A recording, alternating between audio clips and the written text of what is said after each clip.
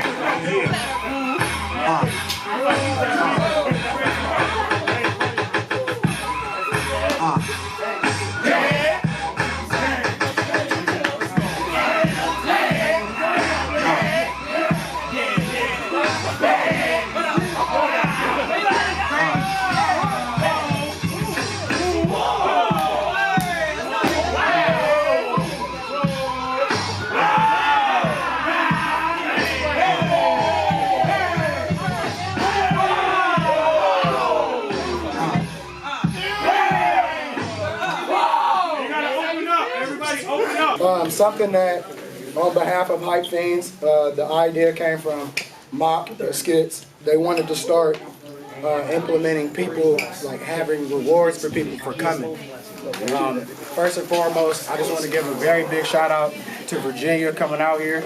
Yeah, Virginia is definitely a part of North Carolina history because we've always had ties with Virginia. We've always drove up there. Virginia came down here. It's always been love between that. And I want to present the Cypher King to Ram. Yeah. I want to give the reason why. Because it was between him and Verse. And the reason why I picked Ram is because you can see how much he was putting into every move. It wasn't about, is it tight? Like, he was getting off. He would stop, he's jumping right back in. Verse knows himself. So it's not like he can't be Cypher King. It was just one of those things where it's like, when I see Verse, I know, like, that nigga knows he's getting off. You know what I'm saying? Like, he knows. But for you, you stood out to me more because even hyping yourself up is something to me. Like, Weez taught me about that a long time ago, and that was something that helped boost my confidence.